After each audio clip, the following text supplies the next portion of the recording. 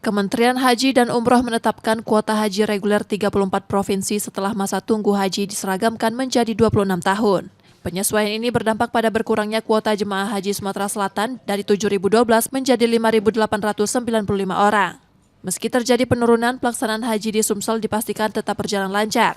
Tahun 2026, jumlah jemaah yang akan berangkat tercatat sebanyak 6.589 orang, terdiri dari 5.543 jemaah reguler, 295 jemaah prioritas, 24 pembimbing KBIHU, dan 33 petugas haji daerah. Untuk kepada calon jemaah juga sudah bisa melihat di aplikasi Satu Haji, di situ sudah berubah kuotanya berdasarkan 5.543. Untuk Sumatera Selatan tidak terlalu berpengaruh karena baru dikeluarkan kuota 80%, sekitar 5.200-an ya.